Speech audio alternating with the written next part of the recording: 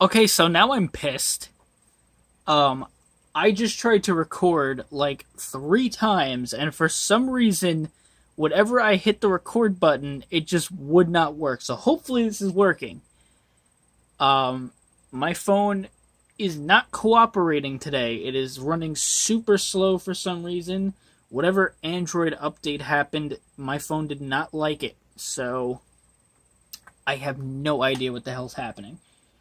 Okay, so I wanted to do a video kind of talking about every single Batmobile that I have in 1/24th scale. I do not have my Jada one here of this car. My Jada one is currently outside in the workshop. I would love to go get that right now, but I unfortunately can't. So we're just gonna roll with the NJ Cross and just um, commentate on it.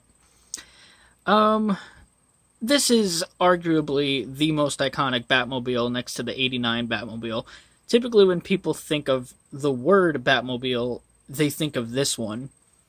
Um, it's just such a cool vehicle, and it's so different from all the other Batmobiles that came later. Like, you look at the '89 Batmobile and you compare it to this, it's just like, what two different kind of universes these things come from.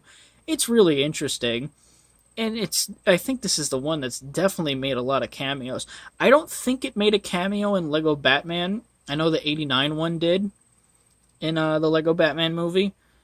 But this one unfortunately didn't. Unfortunately, we've never gotten a Lego kit of this, which really sucks. I would love to see this car done up in Lego. It's possible. I've seen a lot of fan-made ones that look like they could be legit kits.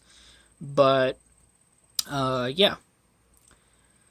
This car, the original one, sold for $4.2 million. The original George Barris car, which is insane. I'm going to say some things I don't like about the original George Barris car. It had these weird changes that came after the show.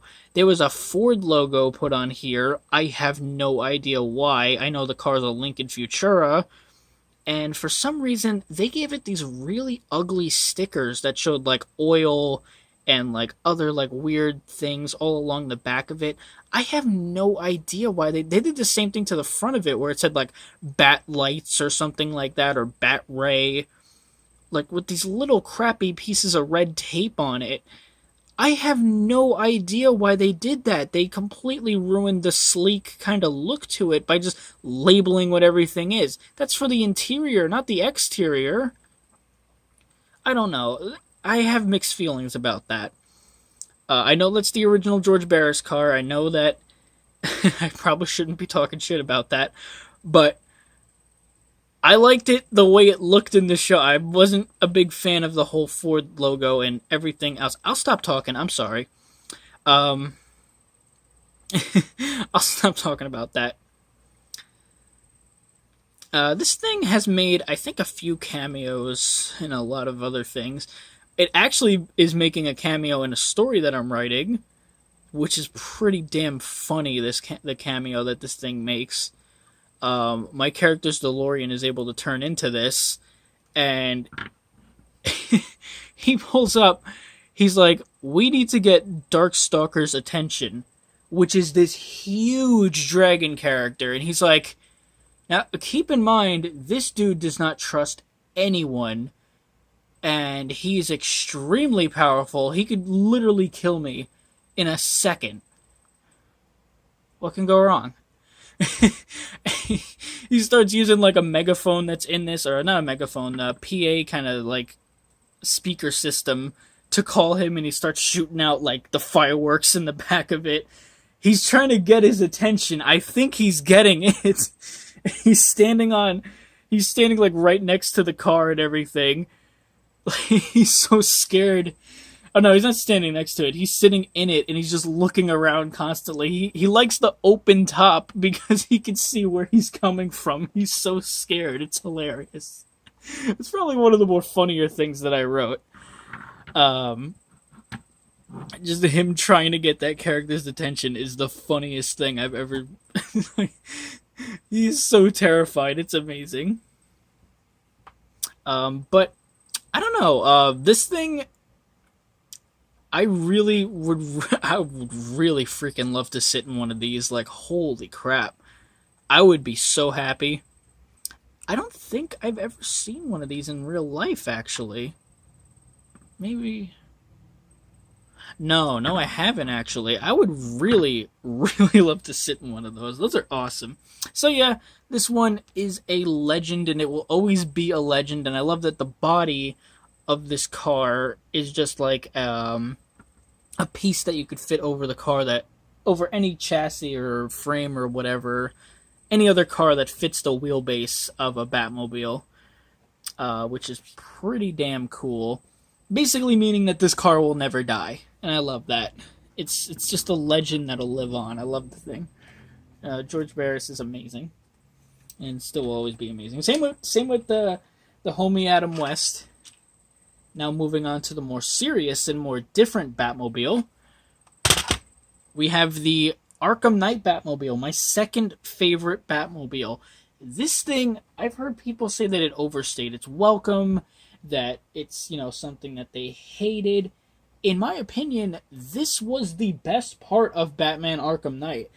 I played Batman Arkham City, and I really liked it, and then I jumped into Arkham Knight thinking, okay, it's going to be the same thing as Arkham City. And for the beginning of it, and for most part of it, yes it is. But the Batmobile is what makes it so interesting. For the people who are complaining about that, if you want to play a Batman game where there's no Batmobile drivable whatsoever, play Arkham Asylum and Arkham City. Arkham Asylum is still my favorite, don't get me wrong, but I love the way that the Arkham Knight Batmobile is. There's clearly a lot of thought that went into this. And as I look at it, it's honestly very animalistic. When you look at it, it almost, the way that it's raked and the way that these wheel arches come up, combined with how aggressive the front end is, it almost looks like a panther ready to pounce. You know what I mean? It kind of looks like a weird kind of like big cat kind of thing. That's what I get from this. It really looks like an aggressive like animal. Like these are the paws, claws, and this is like the mouth, and that's the head of it, and it's kind of like lunging forward. That's what I get from it. It's a very animalistic kind of vehicle. Now moving on to my third favorite, the big boy, the Tumbler. This technically isn't a Batmobile because it's never referred to as a Batmobile. It's just referred to as the Tumbler. But you know what? Screw it. It's a Batmobile in my book. I have grown to love this thing. It is the most amazing thing ever. I love this thing. It is so freaking cool. I love it. The Tumbler was just such an interesting take on the Batmobile. It was just so different from all the other ones, where a lot of the Batmobiles were trying to be very slick. You can look at the 89 Batmobile. Probably my least favorite one is probably the one from Batman Forever. It looks cool on its own, but the fluorescent lights just kill it for me. For something that's supposed to be, like this big armored vehicle that Batman drives around in, and it's basically a drivable Swiss Army knife kind of thing where it's made for any situation. The 89 Batmobile doesn't really look like that, nor does the Batman Forever one. The reason why the 89 Batmobile, I say that, is because it's so low to the ground. I don't know, I don't see that thing going off-road anytime soon. But that's just my opinion. I could be completely wrong. I think it'd be a beast off-road in the Batman universe. But yeah, it's just such an interesting vehicle. I was hurt when this thing got blown up. I was so upset when it got hit with an RPG and it never comes back. Like, it's the Bat Pod is what comes out of it, and I'm so upset about that it never comes back. It's so sad. Alexa, play Despacito. This is so sad. Despacito. Oh, wait! Don't actually play Despacito! Wait! Wait! No. Well, my video is gonna get taken down now. I'm an idiot trying to make a joke, trying to freaking reference a meme. Get out of here, Tumblr. Oh my god. Fantastic. Let's see how long this video lasts. Well, it was only like 4 seconds, or maybe 2 seconds of that song. Jesus Christ, Mike, you are a moron.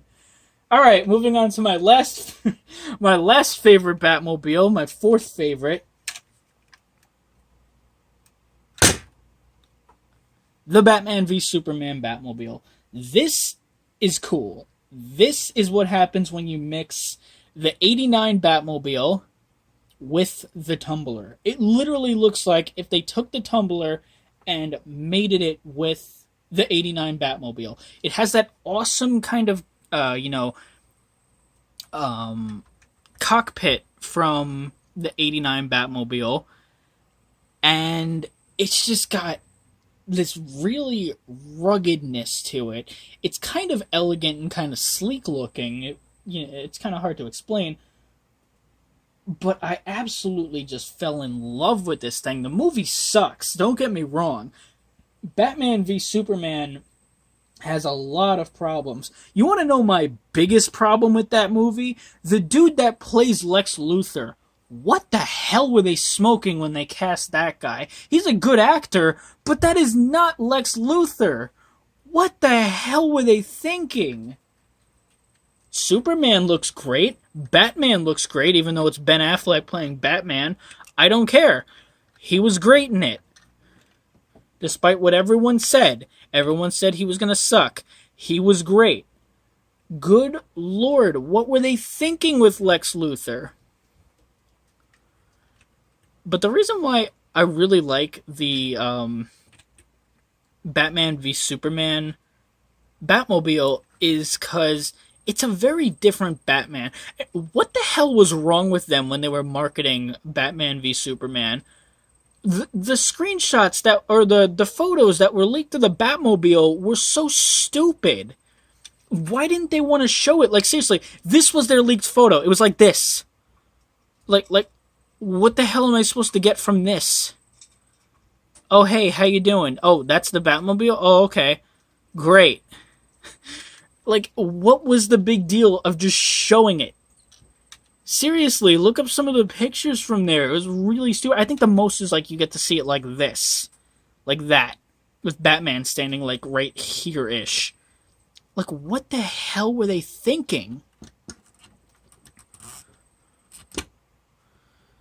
It just has, such a weird look to it. What they were going for was they wanted to show the machine guns up front. That was a big thing that they talked about, because this Batman kills. This Batman just straight up murders those people. Like, the people that he was chasing, like, there's no way they're all dead. There's no way they're alive. They're all dead. He's a badass in that movie. Seriously, just watch Batman versus Superman. Go all to the Batman parts. Just watch all of the Batman parts, and just forget the rest of the movie. Because I know that this thing gets damaged, but it comes back in Justice League, and it looks absolutely stupid in that movie. I'm sorry, Dennis McCarthy, I know you built this thing, but bringing it back in Justice League and making it look as stupid as it does, I'm sorry, but I hate the gun and everything. I know Jada recently just came out with it and everything. Like, I am not picking that up. It looks horrible. God, like, what were they thinking with that? It's like, Batman sits here, this part's gone, and it has a big freaking gun on it. It's so stupid. I liked the sleek missile launchers that went with the body. I liked the machine guns, how they protruded out, but they were there for a reason, because they wanted to show how different this Batman was and everything. I like that. That was so cool.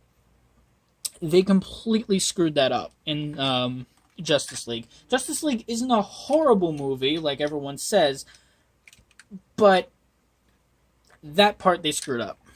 I don't like the Batmobile in that. Jada really knocked it out of the park with this.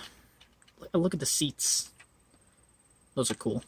I like that they both individually open. Ah, so cool. Such a cool car. Even though this isn't my number one favorite, this one I still feel needs some recognition for the people that ignore that Batman v Superman happened and think that everything about it was terrible. Well, I'm just like, well, not everything. You got this thing. This thing definitely has a lot of a sports car kind of look to it with all the vents and everything, and the Bat logo put on the front, which is apparently inspired by Hemi Cudas and Plymouth Roadrunners, 70 Challengers with their shaker hoods. That is what inspired that. So me knowing that is another reason why I love this thing. It's just so awesome. Absolutely love this car. It's really awesome. So, which one is my favorite?